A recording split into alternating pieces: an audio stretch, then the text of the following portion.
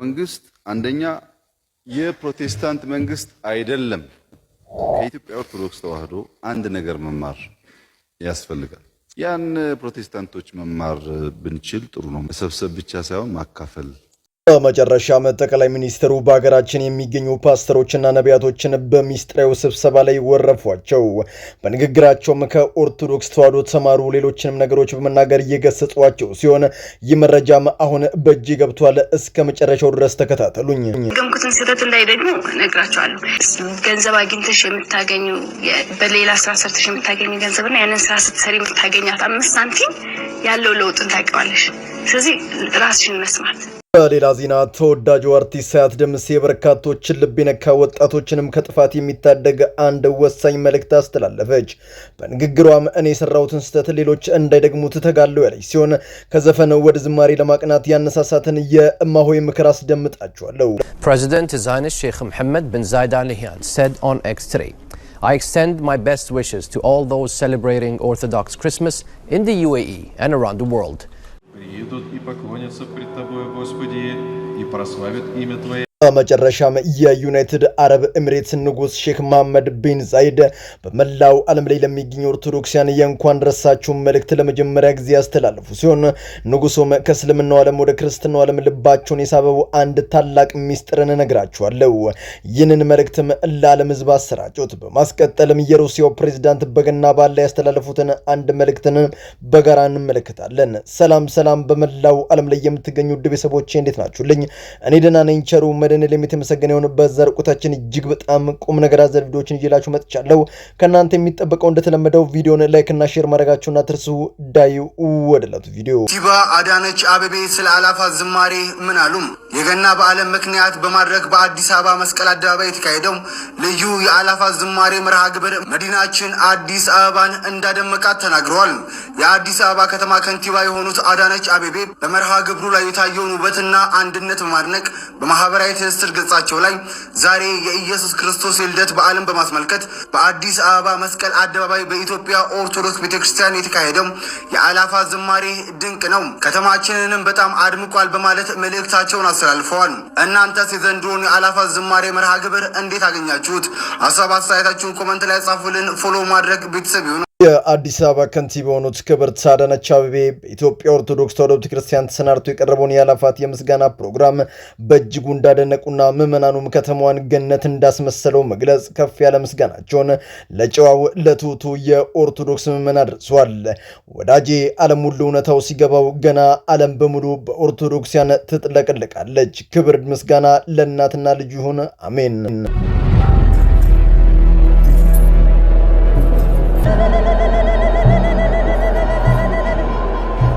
በላሊበላ ኦርቶዶክሲያን ምዕመናን ምድራውያን መላእክትን መስለዋል። የምስጋና ጎርፍ ከአንደበታቸው እንደ ጅረት ሲፈስ ከጥጥ የነጣው ግርማ ሞገስ ያላበሳቸው ተክኖ ልብሱ የዕጣኑ ጢስ ማሌቱና ቅዳሴው አንዳች መንፈሳዊ ኃይልን አካባቢው ላይ ሰፎ እንዲታይ አድርጎታል። ምድር ሁሉ በኦርቶዶክሲያን ተሞልታ ፈጣሪ አምላክ የመወለዱን ዕለት እንዲህ በምስጋና ስትቀበል ማየት ልብ ላይ አንዳች መንፈሳዊ ደስታን ያጭራል። አባቶች ከፊት ምዕመናን ከኋላ ሆነው ያሉን የአልፋና ኦሜጋውን ስም ቅዱስ ቅዱስ ቅዱስ እያሉ በመንቀጥቀጥ እንዲሁም በመፍራት እየጠሩ ያመሰግኑታል። ኦርቶዶክስ መሆን ግን እንዴት ያለ መመረጥ ነው! መንግስት አንደኛ የፕሮቴስታንት መንግስት አይደለም። ከኢትዮጵያ ኦርቶዶክስ ተዋህዶ አንድ ነገር መማር ያስፈልጋል። ያን ፕሮቴስታንቶች መማር ብንችል ጥሩ ነው። መሰብሰብ ብቻ ሳይሆን ማካፈል። ጠቅላዩ በሚስጥር ያደረጉት ይህ ስብሰባ በመጨረሻም በእጄ ሊገባ ችሏል። ጠቅላዩም በንግግራቸው በአሁኑ ወቅት በርካታ ፓስተሮችና ነቢያቶች በብልጽግና ስም ተጽዕኖ ለማሳደር ይሮጣሉ። መንግስቴ ግን እናንተ እንደምትሉት የፕሮቴስታንት መንግስት አይደለም፣ ሊሆንም አይችልም። ከኛ ጋር ኦርቶዶክሱም ሙስሊሙም ሁሉንም አካተን በመተባበር እንሰራለን። እስኪ ቆም ብላችሁ አስቡና ከኢትዮጵያ ኦርቶዶክስ ኦርቶዶክስ ተዋሕዶ ቤተክርስቲያን አንድ ነገርን ብንማር ላለው መሰብሰብ ብቻም ሳይሆን ማካፈል ምንልመድ ሲሉ ወረፏቸው። የመልእክትም ሐሰተኛ ነቢያቶቹ አይናቸውን ደም ያለበሰና ፓስተሮቹንም ያቃጠለ ነው። እውነት ስትገለጥ ሐሰተኞች እንዲያለው ምልክቶች ያሳያሉና እንደሚታወቀው በዘመናችን አካውንት በገንዘብ ይሞላል እያሉ ህዝብ የሚያጭበረብሩ ሚስት አይደለችም ፍታት ባልሽ አይደለችም ፍቺው እያሉ በእግዚአብሔር ስም የሚነግዱ ግለሰቦችን ሸንቆጥ ያደረጉበት ንግግር ነበር። አስቀጥሎም ይህንን አሉ። የኢትዮጵያ ኦርቶዶክስ ተዋሕዶ አንድ ነገር መማር ያስፈልጋል። የኢትዮጵያ ኦርቶዶክስ ተዋሕዶ በየገጠሩ የምታነጻቸው ቤተክርስቲያኖች 99% እዚሁ ባለ ምዕመን ሱኒና 10 ሳንቲም የተደመረ ተዋጥቶ የሚሰራ ስራ። እዚህ ሚስጥራዊ ስብሰባ ላይ ጠቅላዩ ያለ ልምጭና ያለ ዱላ በንግግራቸው ሲገርፏቸው ነበር ይዋሉት። እናንተ ለፕሮቴስታንት በቂ ቦታ አልተሰጠም ትሉኛላችሁ። በዘመናችን እንደኔ ጊዜ ለእናንተ ቦታ ይሰጥ የለም። ለዚህም ታሪክን የኋሊት መመልከት ከበቂ በላይ ነው። ለዚያም ነው ከኦርቶዶክስ እንማር የምላችሁ። የኦርቶዶክስ ምዕመናን አይታችሁት ከሆነ ያለ ውጭ እርዳታ በራሳቸው ስሙኒና 10 ሳንቲም ለቅመው በርካታ ዋጋንም ከፍለው የጀመሯቸውን አስደናቂ ቤተክርስቲያናት ያስመርቃሉ። ወደ እናንተ ግን ስንመጣ ሪፖርቶች እንደሚያሳዩን መሬት ተወስዳላችሁ፣ ትንሽ ታቆዩና ሸጣችሁ የራሳችሁን ካዝና ትሞላላችሁ። በታውቁትና ቢገባችሁ ግን ህዝቡ የተራበውን የወንጌል ቃል ሰብካችሁ ቤተክርስቲያንን በመተባበር በሰራችሁ ነበር። ያ ግን አልሆነም ሲሉ በቁጭት ንግግራቸውን ቀጠሉ። ያን ፕሮቴስታንቶች መማር ብንችል ጥሩ ነው። መስጠት፣ ከራስ በላይ መሻገር፣ መሰብሰብ ብቻ ሳይሆን ማካፈል ብንለምድ አብዛኛው ችግር ይፈታል ብዬ አስባለሁ። ጠቅላዩም በንግግራቸው መሰብሰብ ብቻም ሳይሆን ማካፈልን ብንለምድ ጥሩ ነው። ዛሬ በርካታ ፓስተሮችና ነቢያቶች ባለሀብት የሆኑበት ሌላ ምንም ሚስጥር የለውም፣ የህዝብ ገንዘብ ነው እንጂማ እነርሱ አርሰውና ነግደው አይደለም። ስለሆነም ለራስ ብቻ እየዘረፉ አዳራሽ ማሽሞንሞን፣ በቤት መኪና በጋርድ ታጅቦ መሄድ የምን ያክል ራስ ወዳዶች እንደሆንን ማሳያም ጭምር ነው።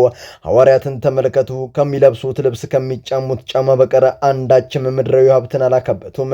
ታዲያ እናንተ ምን ጉር ነው? ዓላማችሁን ስለምን የማያልፈውን መንግስተ ሰማያት አታድርጉም? በማለት ታዳሚውን ያስጎመጎመ ንግግር ካደረጉ በኋላ የመጨረሻውን ንግግራቸው ደግሞ ተስፋ ያስቆረጣቸው ነበር። እንዲሁም ሌላው መታወቅ ያለበት ነገር ይሄ አሁን ያለው መንግስት አንደኛ የፕሮቴስታንት መንግስት አይደለም፣ የኢትዮጵያ መንግስት ነው። ዛሬ በርካቶች ድብቁ የማጭበርበር ስራቸው ተጋልጦ ዘብጥያ እንዳይወርዱ ከስራ መደባቸው ወጥተው ጠቅላዩን ሲያሞግሱ ቢታዩም አሁን ግን በግልጽ ተነገራቸው። መንግስት የኢትዮጵያ መንግስት እንጂ ፕሮቴስታንት አይደለም። እስከዛሬም ታግሰናል። ካሁን በኋላ ግን በወንጌል ሽፋን ህዝብ የምትበዘብዙ ሰዎች ከድርጊታችሁ ታቀቡ ሲሉ ተናገሩ። ከስብሰባው በኋላ ነቢያቶቹና ፓስተሮቹ በቁጣ ገንፍለው ስለ ኦርቶዶክስ ሊሰብኩን ነው እንደጠሩን፣ ከፈለጉ እነሱም እምነቱን መቀበል ይችላሉ፣ ምን አርጉ የሚሉን ሲሉ ያጉረመረሙ አልጠፉም ነበር።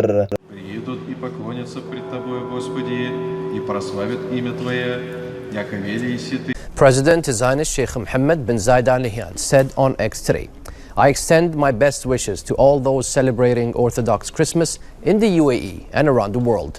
የሩሲያው መሪ ፕሬዝዳንት ቭላዲሚር ፑቲን ገና ከንቅልፋቸው እንደነቁ ወደ ቅድስት ቤተክርስቲያን በማቅናት ስራቸውን አዱ ብሎ ይጀምራሉ። ይህንን የሚያዘወትሩት ፑቲንም የገና ዕለት ጧፋቸውን እንዳ ሌሎችንም የቤተክርስቲያን ንዋያተ ቅድሳት በመያዝ ወደ ስፍራው አቅንተው ይህንን ብለዋል። የጌታ ልደት ለእኛ ለኦርቶዶክሳን ልዩ ቦታ አለው። ከሞት ወደ ሕይወት ከጨለማም ወደ ብርሃን የተሸጋገርንበት ነው ሲሉ የተናገሩ ሲሆን በመሃልም ጋዜጠኛው ለምንድን ነው ዛሬ በተለየ ሁኔታ ስጦታ በርከት አድርገው መጡ ሲል ጠየቃቸው። ፑቲንም ቀበል አድርገው እኔም እንደ ሰብአ ሰገል ቀኑ ሲደርስ ኮከቡን ተከትዬ የጌቴን በግርግም ተወልዶ ማየትን ሳስብ ለአምላኬ ምስጋናን ስጦታዎችን ይዤለቱን እያሰብኩ ወደዚያ ወደ ተቀደሰ ስፍራ መጥቻለሁ ሲሉ ንግግራቸውን ቋጩ። ለመላው ኦርቶዶክሳውያንም የእንኳን አደረሳችሁ መልእክታቸውን አስተላልፏል።